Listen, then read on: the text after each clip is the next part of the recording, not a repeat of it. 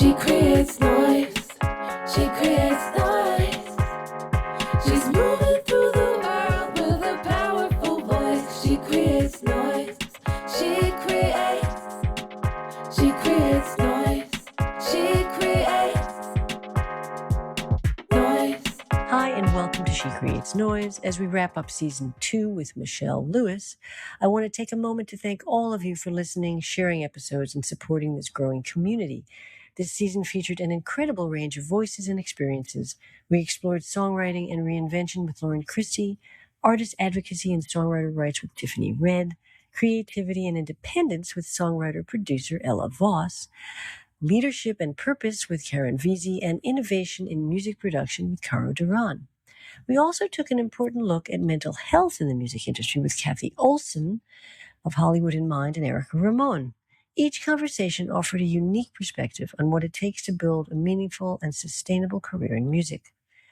Next season, we'll have Sammy Ray, Laura Veltz, Golnar Khosrowshahi, and Lauren Christie's going to come back with her 2 daughters who have a band, just to name a few that are coming up. I'm deeply grateful to every guest who generously shared their stories, wisdom, and hard-earned lessons, and to each of you who continue to champion this podcast.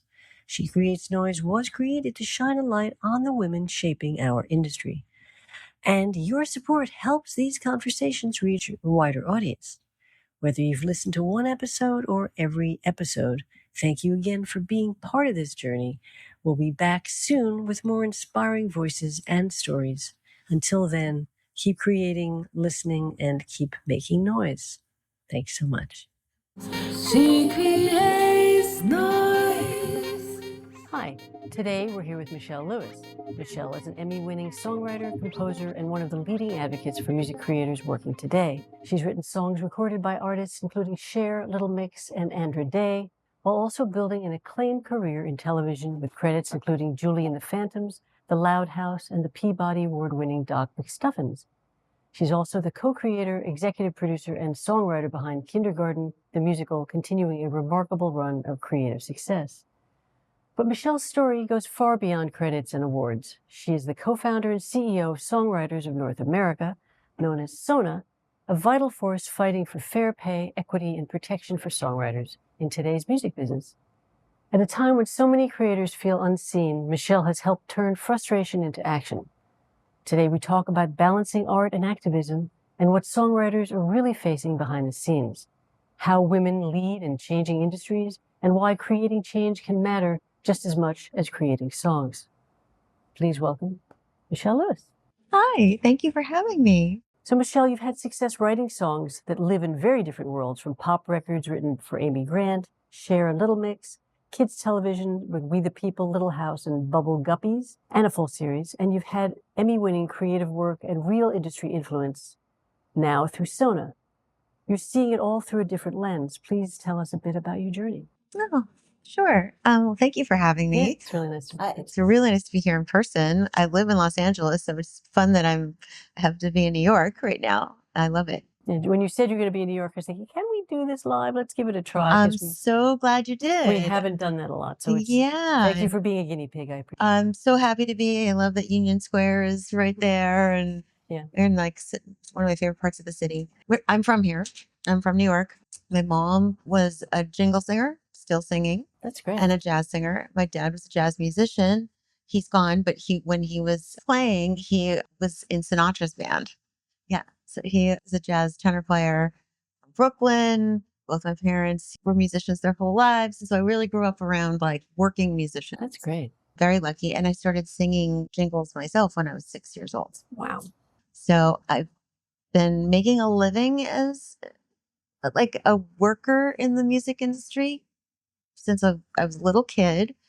And I think that's what sort of put in my head that like people get paid to do music. The music isn't just an art, it's a craft, and that it's a skill too, and that people should be compensated for it. So when I started, I went to college. I went to college in the city as well, not for music. I was actually, did all I was a religion major.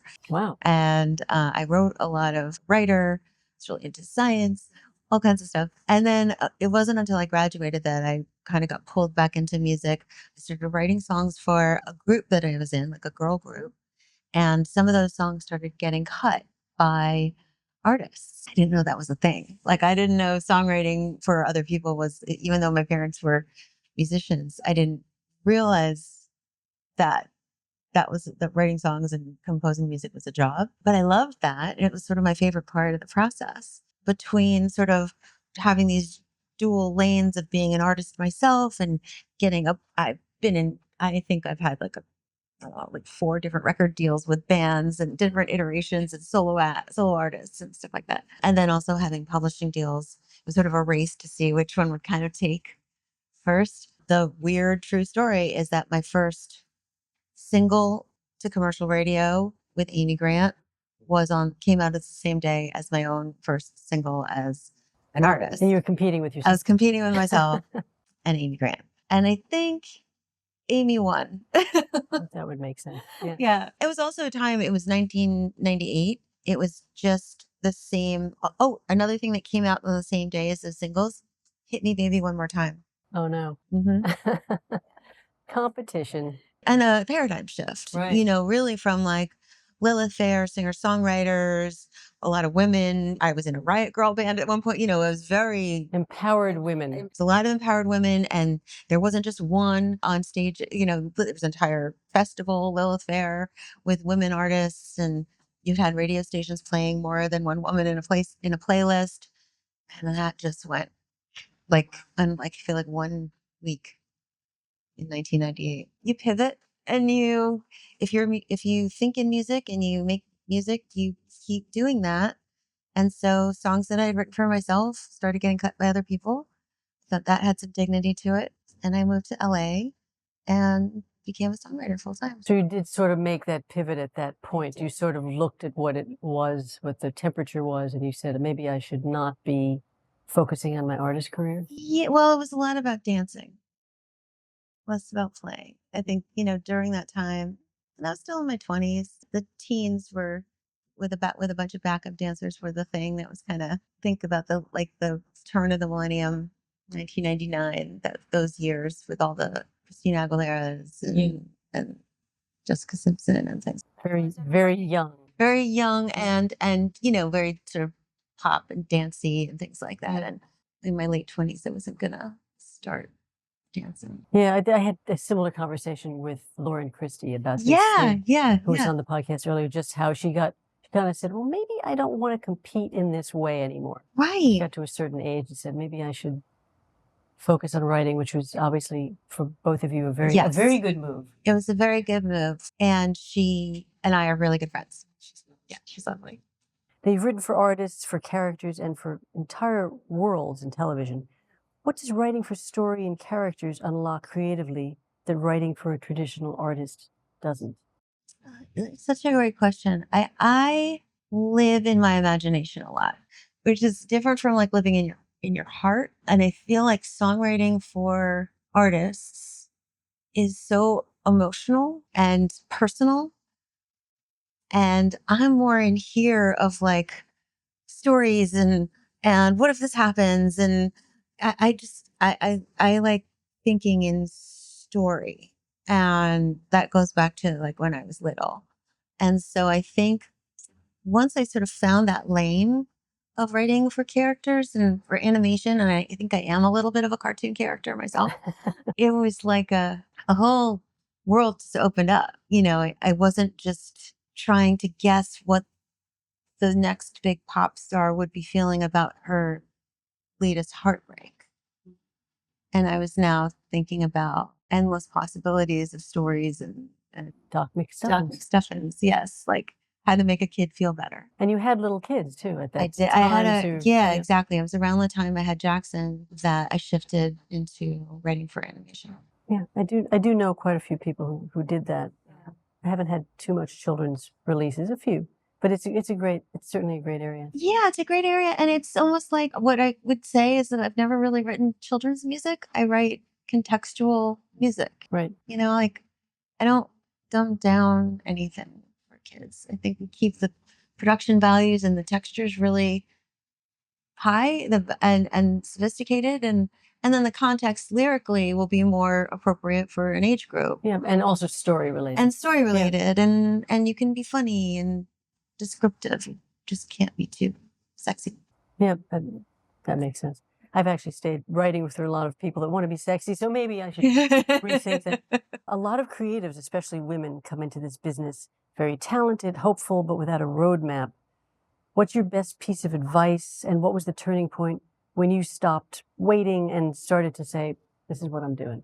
So my advice is that I wish, even if someone had told this to me, I don't know if I would have listened, because I think my publisher at the time did say this to me, is I wanted to be so much like the coolest artists that I loved, that I was a fan of. But I'm nothing like them.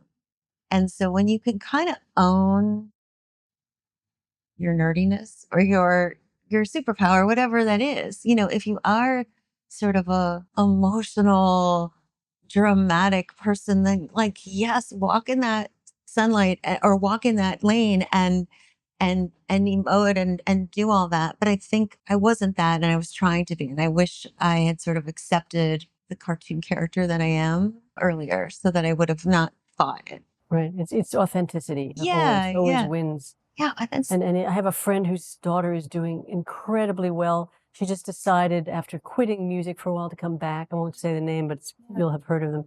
And they're supporting Harry Styles. I mean, they went from like 0 to 1 million really quickly. Yeah. And it's just because she's so authentic. She stepped into her lane. Yeah, she just was like, I'm doing this, and this is what I do, and I don't care if you like it. I mean, there's something to say. There's really something to that flow state when you sort of find your flow of where you're supposed to be. Where you're supposed to be. Yeah. And I don't know what the trick is to get there sooner than later, but if you can get out of your own way, like, because other people are going to sort of throw things at you. Sound like this. You need to sound like this. Yeah. But if you could get out of your own way and get into that lane, the sooner you could do that, the better. Yeah, it is all about authenticity. She creates noise. Now, you've built a career at storytelling, but you've also become a storyteller for songwriters themselves through SONA, and you are the CEO. That's amazing, and helped found it. When did it click for you that writing songs wasn't your only passion and you needed to step into advocacy? I was a righteous kid.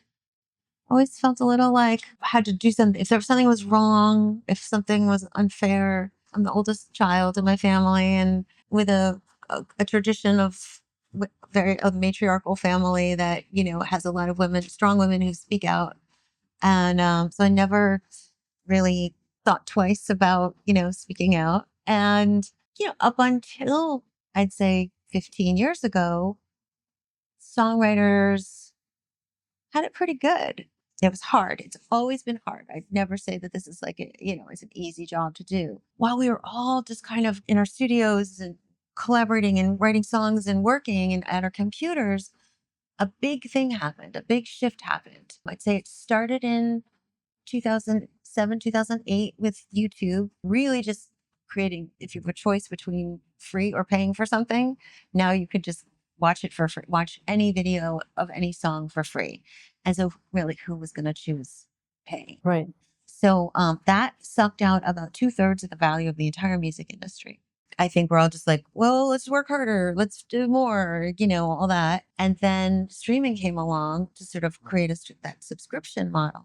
But in the sort of like divvying up the pie of streaming revenue that was starting to come out of all those subscriptions, songwriters and publishers were really hamstrung in fighting for what they could get because of all these regulations. I knew none of this. Right. I just knew that by the time I had a single in 2014 with Little Mix and was seeing the resulting royalties of it, comparing it to singles that I'd had 10 years prior, say with Cher or something like that, the apples to apples was terrifying. Yeah. The value of a single in streaming was unsustainable. And my sort of righteous gene that I have kind of like started firing up, and I just started asking, what the fuck, what's going on? And a lot of us were sort of like looking at our royalty statements and swearing. And so we found a very potty mouth lawyer, Dina Lapolt, who explained the regulations and that songwriters' income are 75% regulated by the US government. Didn't know that. A lot of us who are in the group of original co-founders were people who had like singles and hits and things like 10 years prior or 20 years prior, and knew to kind of make the comparison to go, this is not a sustainable way to make a living anymore. That's because it sort of happened to you. You kind of went like, what's going on? We got to do something about this. Yeah. And you started getting active, and you had a bunch of friends that I know. Yes, a lot of my friends. Yeah, We had Pam Shane on the show. Pam was one of the original co-founders. Jack, Shelley Peiken, Cara Diaguardi, Erica Nori, Lauren Christie. Women focused. Women, yes, a lot of women, of course. And we looked around. There was some advocacy going on already here in New York and in Nashville, but we didn't really see our own people doing this in LA. Right. And so we started a group. Yeah, I remember its very early beginnings. It seemed like a nice small thing that you were starting out. Yeah, Brendan O'Krint also. Yes, Brendan. Brendan was our mama bear. Yeah. And I said, well, that's very nice. But I mean, wow, you guys have become a powerhouse. Yeah, thank you. You're a big deal. It was a friend group. Yeah. It was 12 of us in Shelley and Adam's kitchen around, bagels and coffee. And I think because we all really liked each other, we all really cared about our younger brothers and sisters who were coming up doing this, we just, figured we had to either, well, I know for me, if I had a choice between writing more songs or trying to fix the problem, I'd rather try to fix the problem. That's very cool. SONA prides itself on supporting the right to fair pay, the ability to advocate for oneself, and the right to safety and equity in the workplace. It's often described as the closest thing songwriters have to a union. Yes. What is the biggest misconception that people have about how songwriters make a living, and talk a little bit about the MLC and how you guys have been trying to, reframe and rewrite the rules here?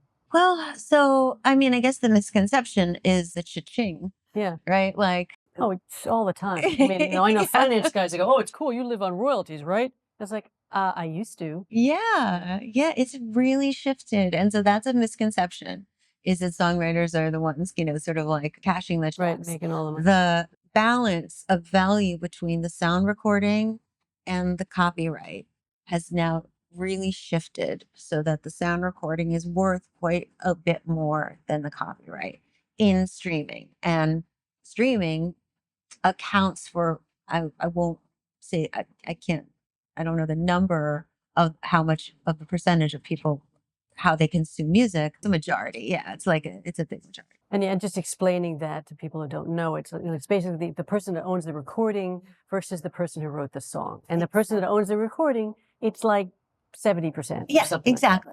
Or less, or more. Maybe. Yeah. Because songwriters and publishers get like a really small piece of the pie. And then stuff goes to the streaming services as well. So, if you're talking about and for streaming services, just so people know, I'm talking about Spotify, Amazon Music, Apple Music, Pandora, and YouTube Music. Right. They're all paying streaming royalties. They pay us through this thing called the Mechanical Licensing Collective, the MLC, which is what we SONA advocated to create. Yep. It's building, and it's becoming more, the balance is getting a little better. It's becoming more valuable. It has over time, and hopefully it will continue to, but now we have AI coming, which is really flooding the zone and sort of once again diluting value. Because there's all these songs that were created by AI. Exactly.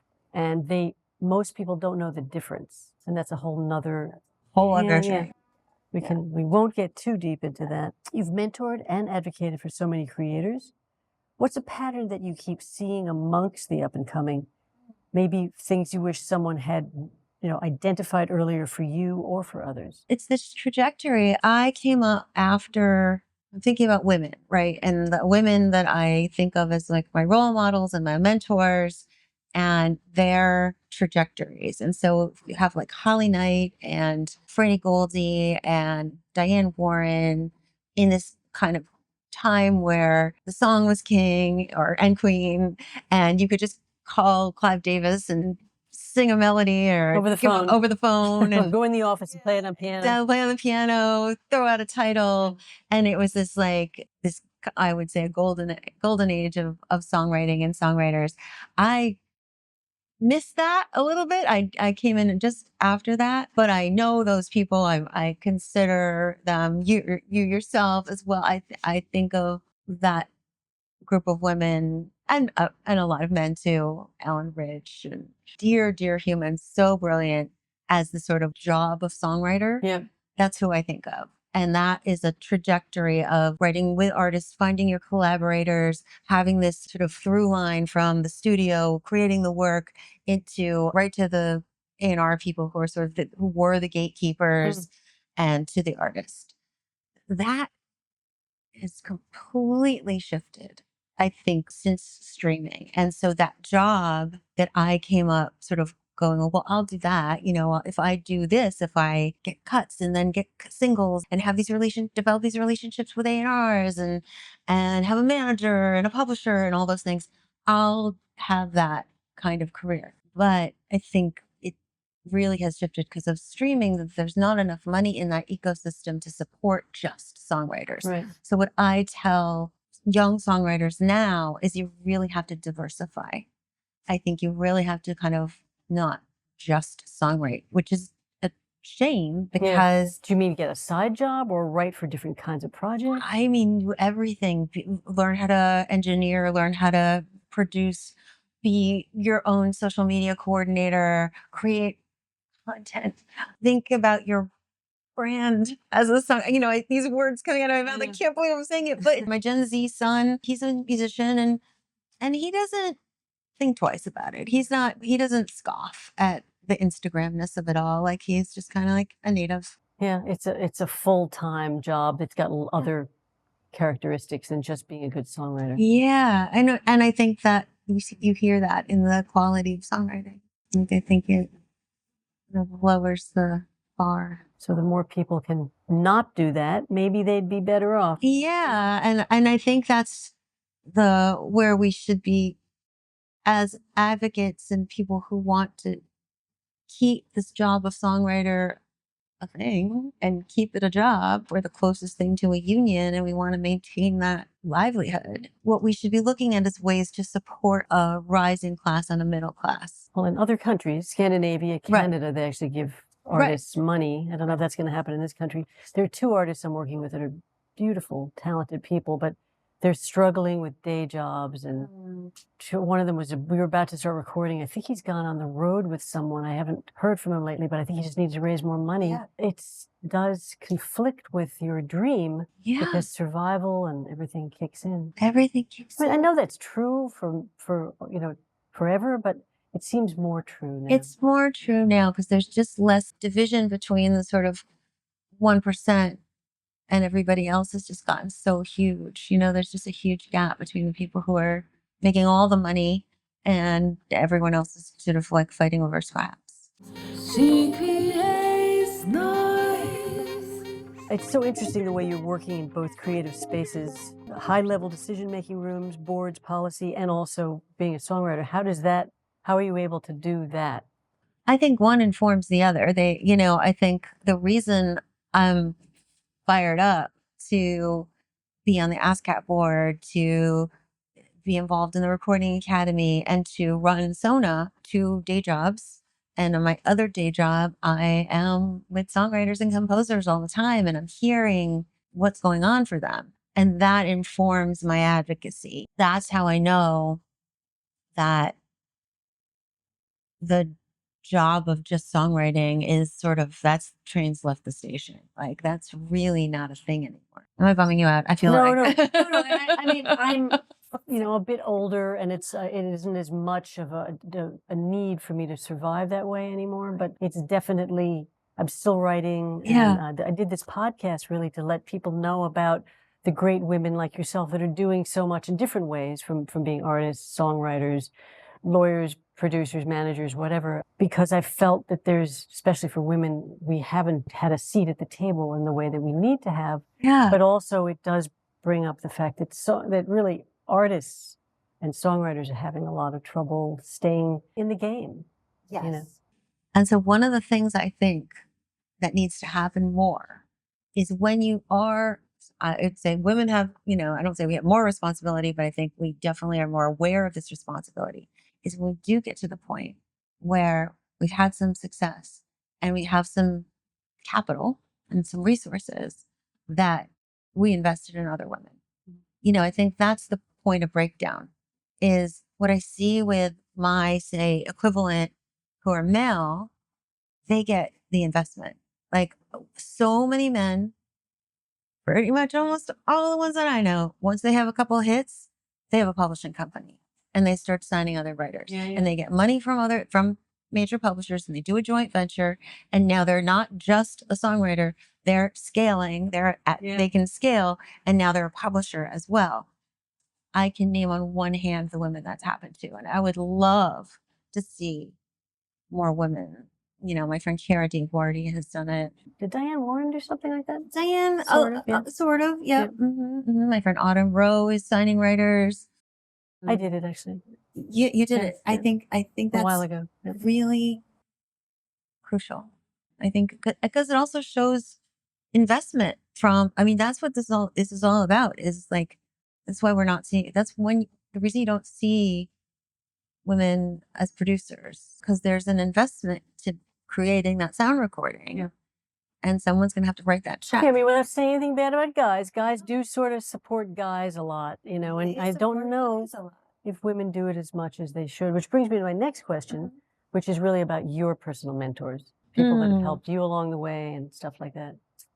Yeah, I mean, my mom was absolutely my first one. She's a singer, and she's never thought twice about being, the primary breadwinner in the family. It didn't matter to her who was making the money. She worked really hard and was great, figured out how to make a living as a session singer. Like she had a great career. So that was a great role model. And then that's a great role. Yeah, she's a great role model. There were a bunch of like women who are like contractors in the session world who I worked for that had great careers. And then as I moved into publishing, or as I moved into songwriting, I was working with publishers. My first publisher was a man, Clyde Lieberman, who I adore. Then I got lucky enough to get assigned to Susan Koch. So where was she at that time? She was at BMG. Oh, okay.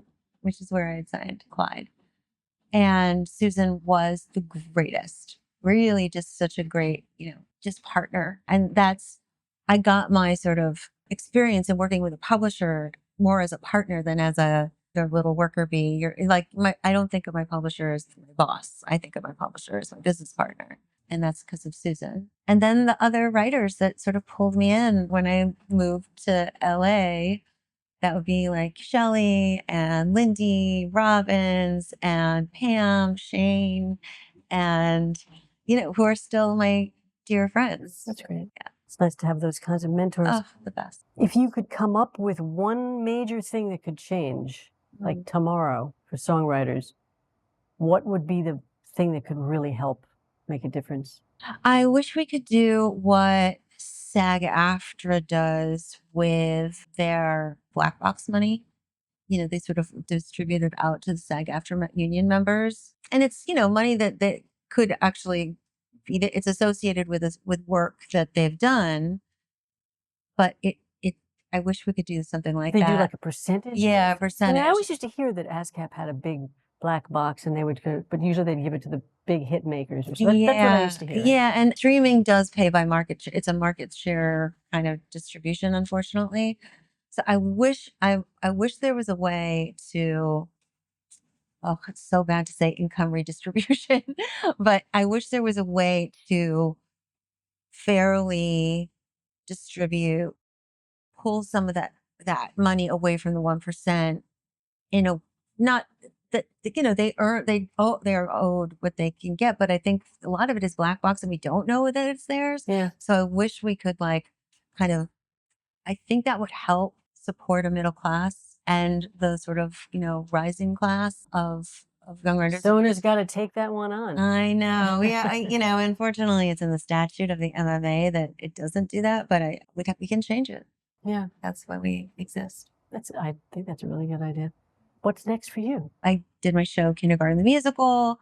That was my first time creating a show and being, and I feel like I went to showrunner school. Now I'm just like working on the next project and still running SONA. There's still plenty of stuff to do with SONA. Like I said, there's things that could be fixed that are kind of more pie in the sky. But another thing that isn't pie in the sky that's real is trying to get health insurance for songwriters, collective access to health insurance, which we do not have. Yeah. So we are working on that really hard. Yeah. We've started a chapter in New York City, which I'm going to be here a lot more. My son started school last fall in New York, so I'm going to be here a lot. So and we love having you. We love New York. Is there anything I didn't bring up or ask or mention that you want to say? No, I think this is a great opportunity. I think like getting to have these conversations would maybe help younger songwriters, particularly women, not think differently, but like not make a mistake that I made or navigate better. Navigate better and maybe not struggle. I mean, I know the struggle's part of the journey. You got to learn for yourself. But I mean, if there is a way to sort of sidestep a little of that. Lots of mentoring. Yeah, lots of mentoring. And I am like absolutely available for questions. Like anyone who wants to reach out. We'll put info in the notes. Yeah. SONA. SONA is 100% there for the next gen. Well, thank you so much, Michelle. Thank you. Thank you for having me. I'd like to thank today's sponsor, Heard City, the premier audio post-production company servicing the advertising, motion picture, and television industries right here in NYC.